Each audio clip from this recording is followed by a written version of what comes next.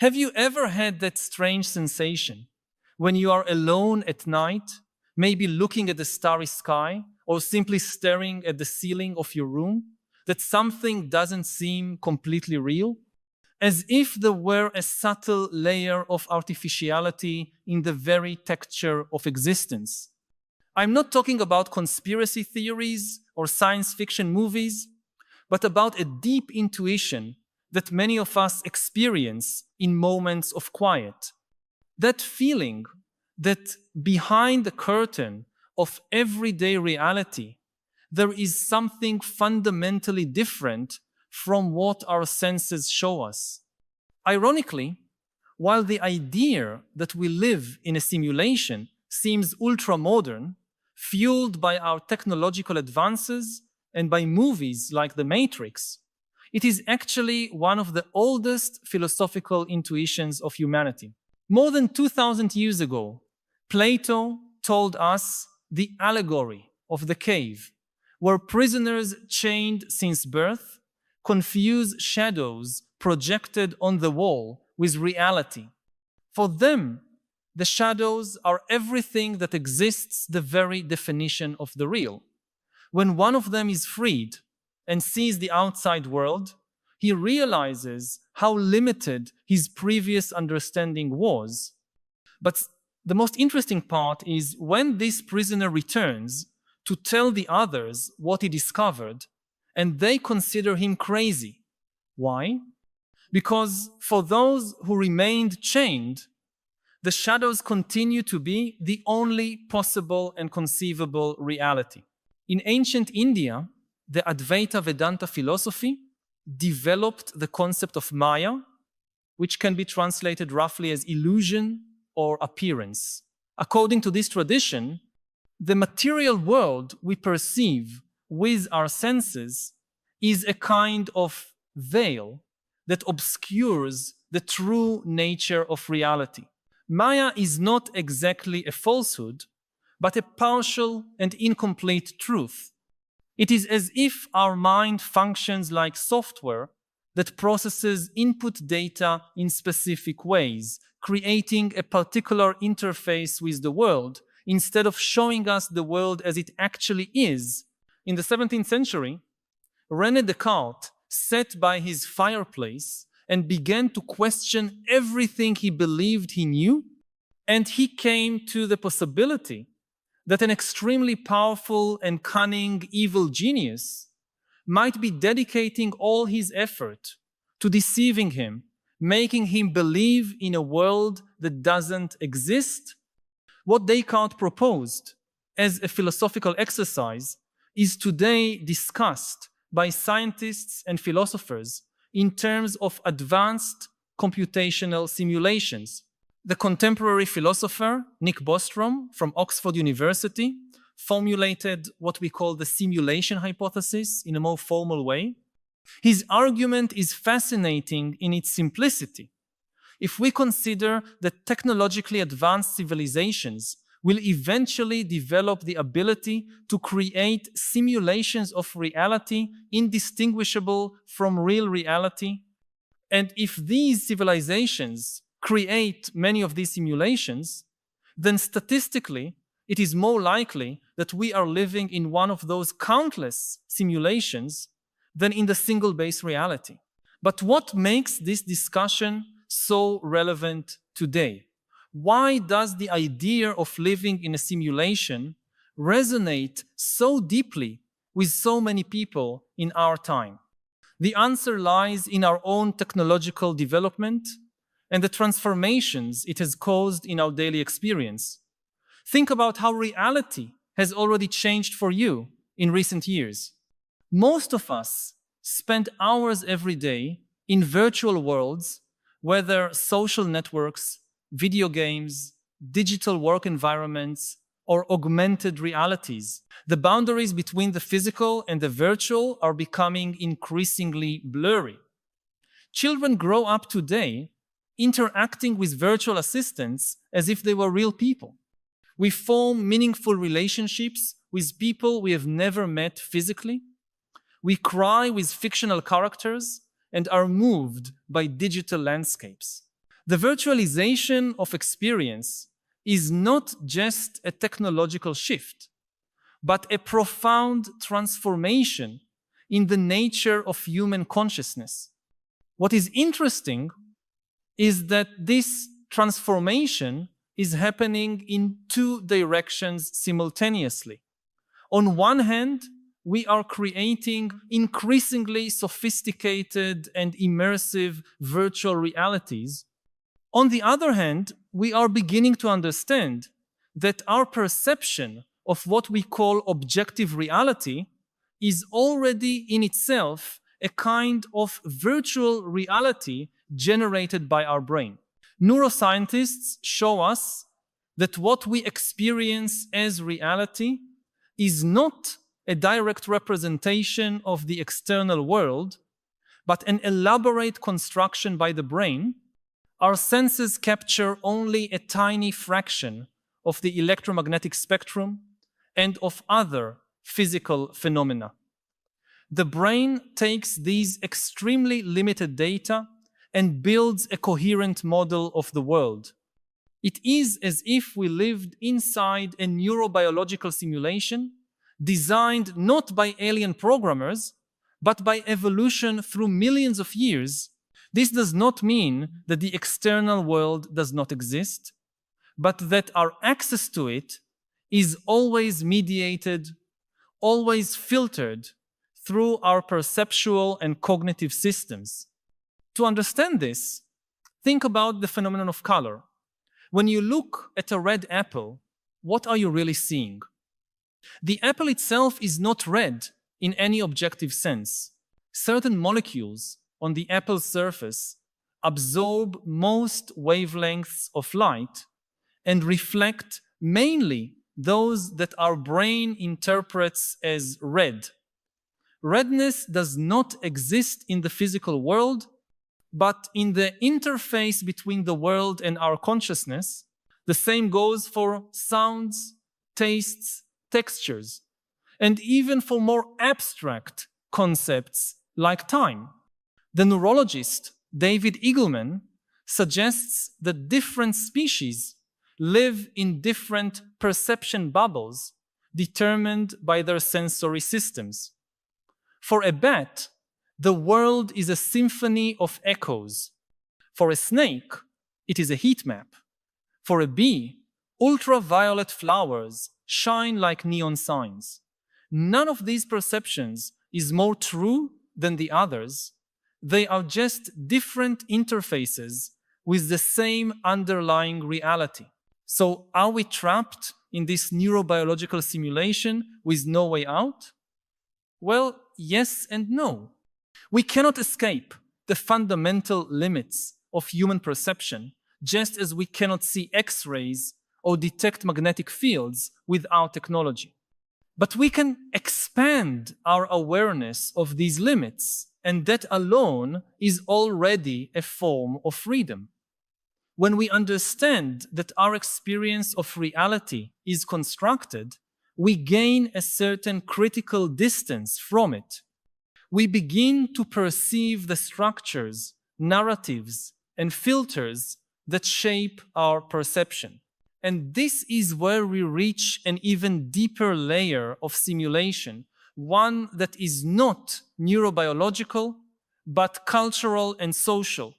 Beyond the perceptual limits imposed by our biological hardware, there are the conceptual limitations imposed by our cultural software. Think about how your worldview is shaped by the language you speak, the stories you heard since childhood, the institutions you trust, the algorithms that select the information that reaches you.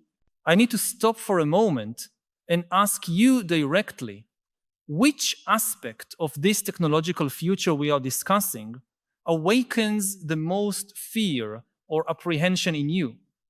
Do you lie down at night thinking about this too?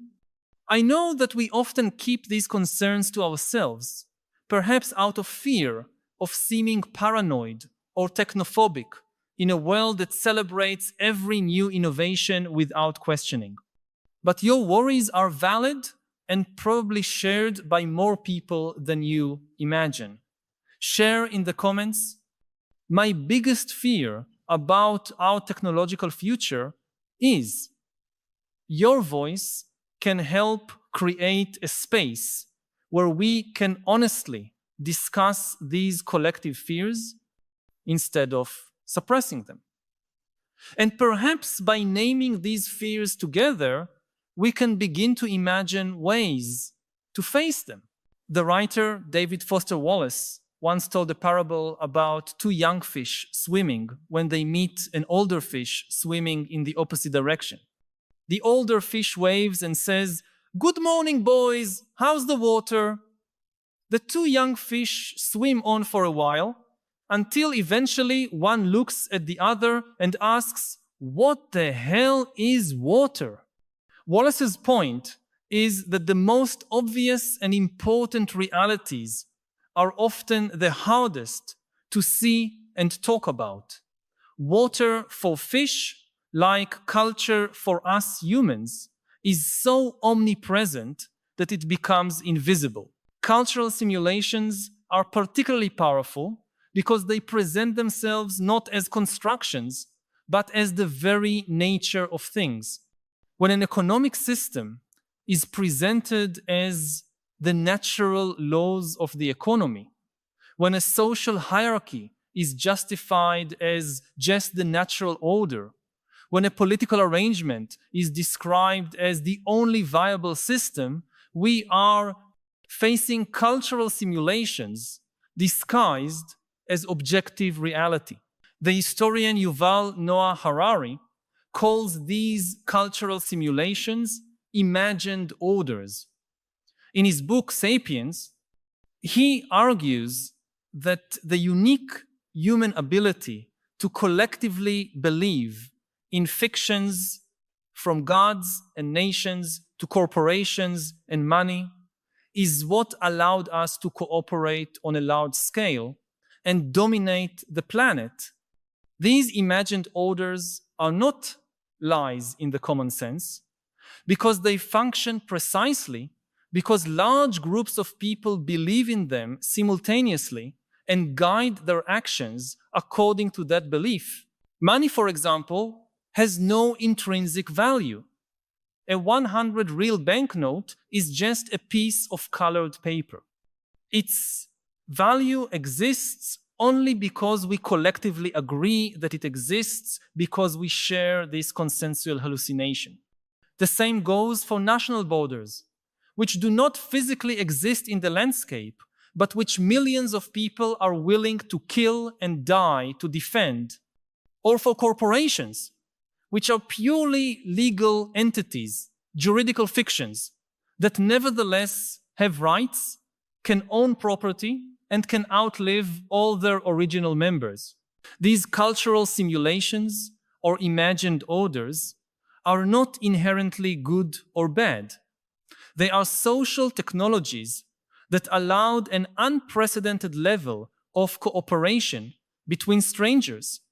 Without these shared fictions, we would be limited to small groups based on direct personal contact, like our primate cousins. However, it is also true that many of these cultural simulations have served to justify and perpetuate systems of oppression, exploitation, and environmental destruction. Slavery, for example, was justified for centuries by cultural simulations about the supposed natural inferiority of certain human groups.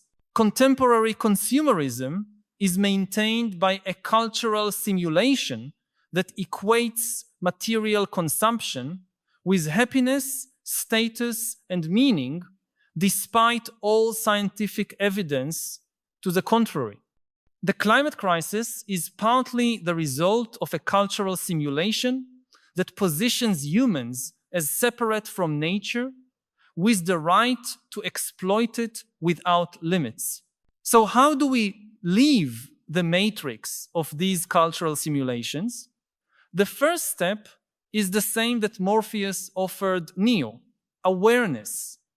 Recognizing that many of the structures we consider natural, inevitable, or immutable are actually contingent cultural constructions. This does not make them less real in their effects, but it opens the possibility of imagining and building them differently.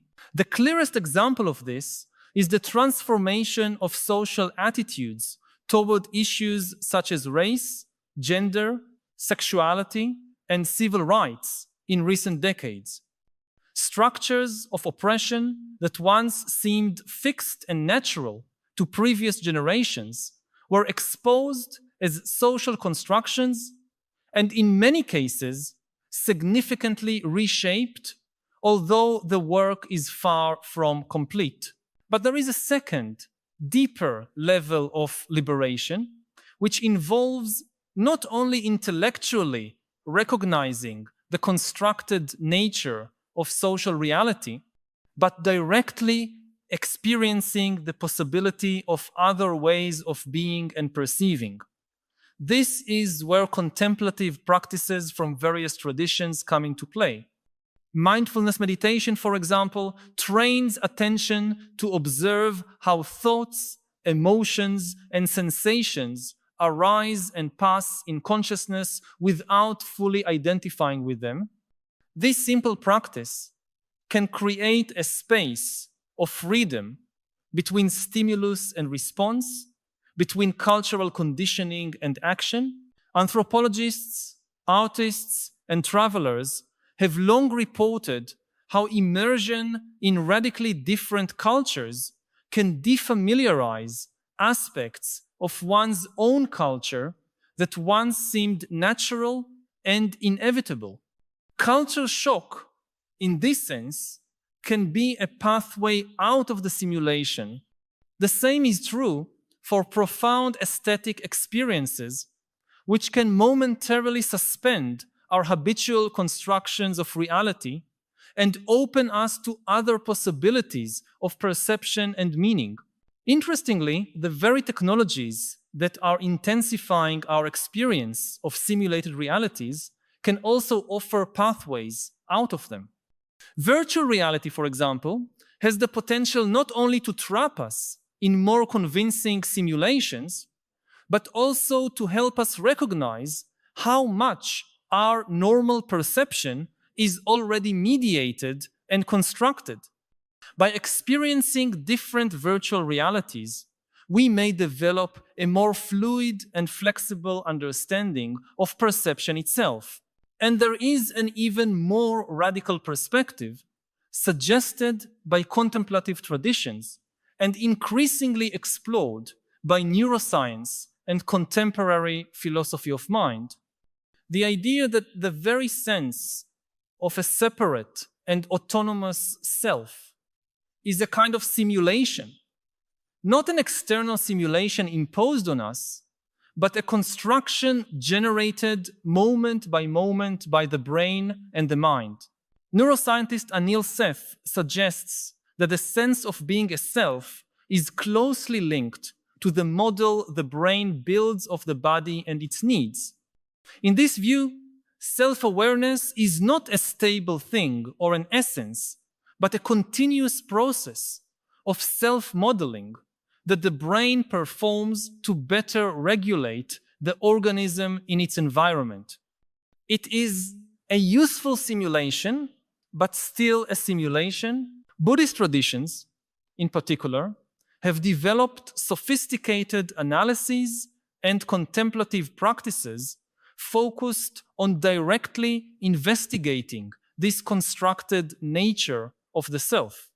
Through practices such as vipassana meditation, practitioners are encouraged to carefully observe the mental and bodily processes that we normally identify as self and to notice how they are actually impermanent, interconnected, and without a fixed central essence. This perspective does not lead to nihilism or denial of lived experience, but to a radical reconfiguration of the relationship with that experience. If the self is not a separate and permanent entity, but a process in constant flow, interconnected with everything else, then many of the anxieties, fears, and conflicts based on defending this separate self lose their foundation. The suffering associated with trying to maintain a fixed sense of identity in a world of constant change can be relieved.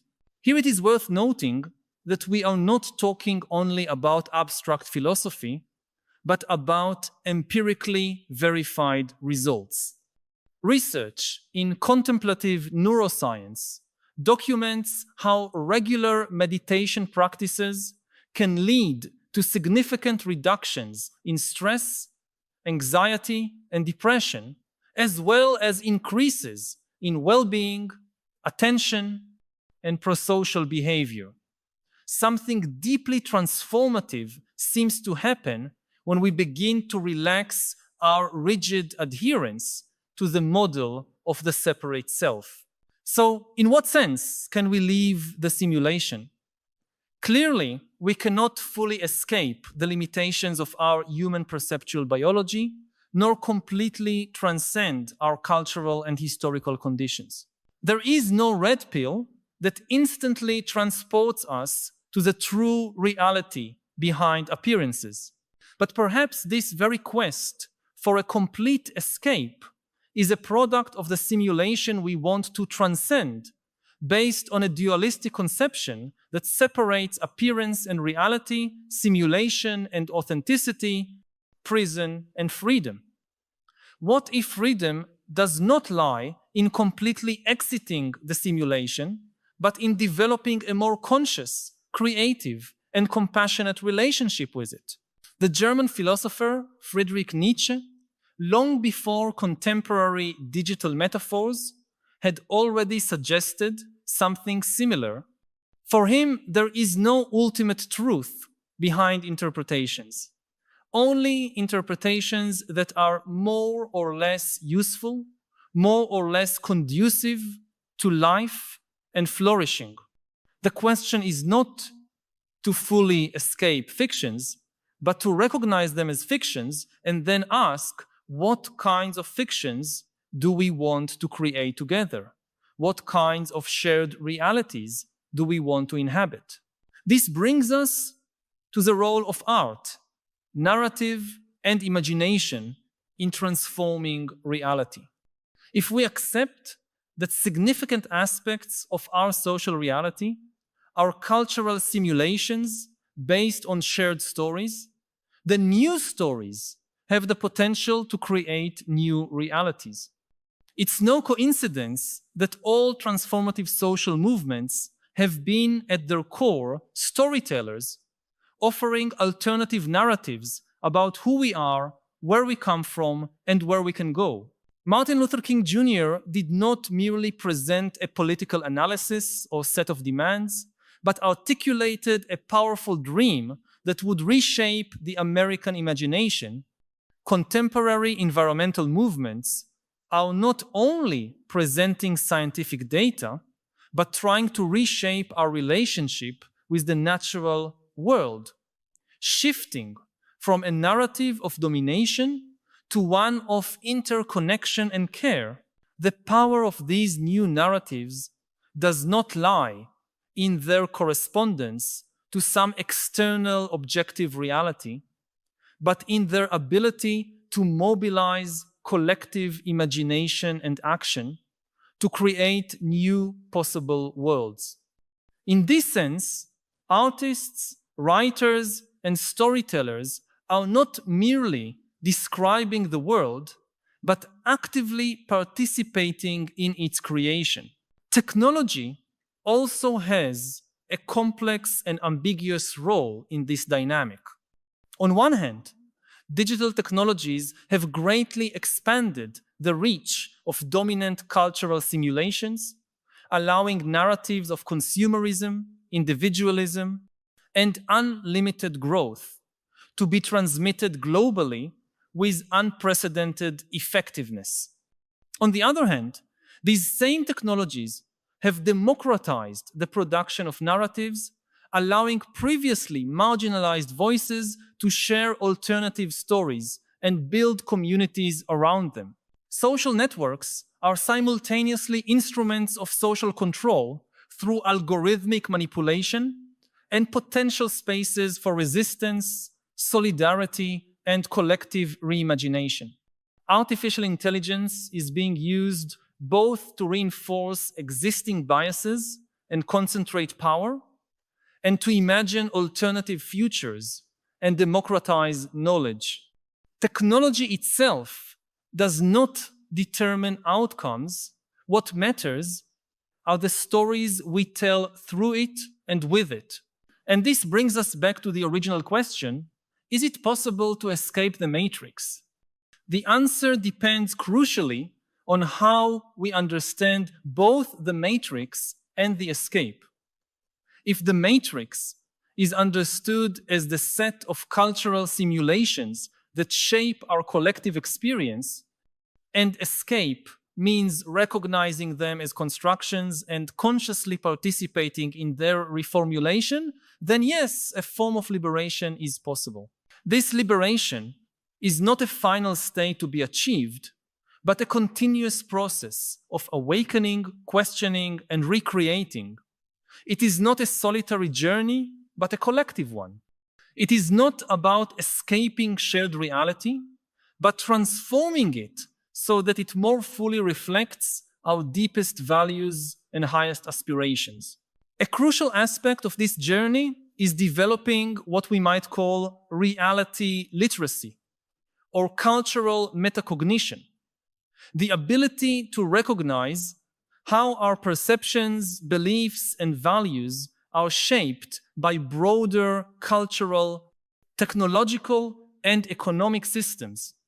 Just as media literacy helps us become more critical consumers of information, this reality literacy can help us more consciously navigate the multiple layers of simulation that make up our experience.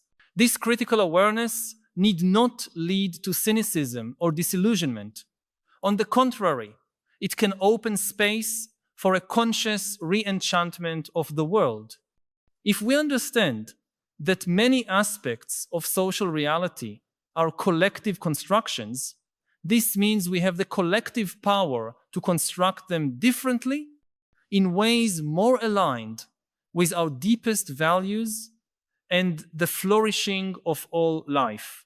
In the words of philosopher Owen Flanagan, we can aspire to an ecology of freedom, not an absolute freedom from the limitations of biology, culture, or history, but a situated and relational freedom that recognizes our belonging to larger systems, while preserving space for meaningful agency within them. This vision of freedom is not about transcending all limitations, but about developing a more conscious and creative relationship with them. It is not about escaping reality, but about participating more fully in its ongoing co-creation. It is not about reaching some ultimate truth behind appearances, but about cultivating a more honest, ethical, and compassionate relationship with appearances as such. Ultimately, the question may not be whether reality is a simulation, but what kind of simulation we want it to be. What kinds of stories do we want to inhabit together? What kinds of worlds do we want to create for ourselves and for future generations? If these reflections touched on something you've been feeling, but perhaps have not found words to express, know that you are not alone. By subscribing to the channel, you will connect with a growing community of people who share your concerns and your desire for a deeper understanding of the philosophical challenges of our time. Each week, we gather here to explore together the great questions that define our era and to seek not only understanding, but also wiser ways of living amid the transformations we are witnessing This is not just a channel, but a space for dialogue and collective growth. Join us on this ongoing journey. Subscribe so we can continue this essential conversation about how to live with more wisdom and purpose in a world that often leaves us disoriented and divided. As we continue to navigate the many layers of simulation that make up our modern experience, perhaps true liberation does not lie in finding a definitive exit, but in developing a more conscious, ethical, and creative relationship with the simulations we inhabit. It is not so much a matter of leaving the matrix, but of learning to collectively reprogram it according to higher values of compassion, justice, sustainability, and shared flourishing. This is a journey that paradoxically takes us not out of reality, but more deeply into it, into a richer appreciation of its complexity, interconnection, and potential for transformation. In the end, we may discover that reality is not so much a simulation to be transcended, but a mystery to be lived, a gift to be received, and a collective creation to be responsibly cultivated. The experts in many institutions have heaped shame upon their own heads in recent years. This is why we need two things. First of all, we need several institutions, not just one, so they keep each other in check. The basic assumption is humans are fallible. Institutions are composed of humans, so all institutions are fallible. They can make mistakes, they can be corrupted, and therefore you need several institutions. So if one institution is really corrupted, you can go to the courts, or you can expose it in newspapers or in other media or whatever. And secondly, every institution needs a self-correcting mechanism. This is the sign of a good institution, that it has mechanisms inside the institution to identify and correct its own mistakes. This is, again, a key difference between democracy and dictatorship. Dictatorship has no self-correcting institution. There is no mechanism in Russia that can expose and correct Putin's mistakes. But democracy is all about self-correction. The basic mechanism of elections is that every 4 years or so, you can say, oh, we made a mistake. Let's try something else. But of course, every mechanism like this is itself fallible. Elections can be rigged. Like we just had elections in Venezuela, and the Venezuelan people said, okay, we made a mistake with Chavez and Maduro. Let's try something else. But because Maduro is in power, he rigged the election. He said, no, I won. The thing is that not in a dictatorship, in a democracy, newspapers and other news outlets are liable for their decisions. Like if the editor of the New York Times decides to publish some conspiracy theory or fake news at the front page of the New York Times, he cannot hide or she cannot hide behind the argument, but free speech, there are some people who believe it's true, so I put it on the front page of the New York Times. No, your job as editor is not just to put something random there or something that would please people. Your job is to fact check and to take responsibility for these decisions and to make sure that if you publish something on the front page of the New York Times, you better be sure that this is accurate and this is responsible. And if you don't know how to do it, then you're in the wrong job. I could get an AI to tell me that it feels pain, it's sad. That's a big problem because there is a huge incentive to train AIs to pretend to be alive. In truth, because we don't understand consciousness, we don't have any proof, even that other humans have feelings. I feel my own feelings, but I never feel your feelings. I only assume that you're also a conscious being. Society grants a status of a conscious entity to not only to humans, but also to some animals, not based on any scientific proof, but based on social convention. Like most people feel that their dogs are conscious, so society accepts, most societies, that dogs are sentient beings and they have some rights. Even if AI has no feelings, no consciousness, no sentience whatsoever, but it becomes very good at pretending to have feelings. This will become a social convention. People will feel that their AI friend is a conscious being and therefore should be granted rights.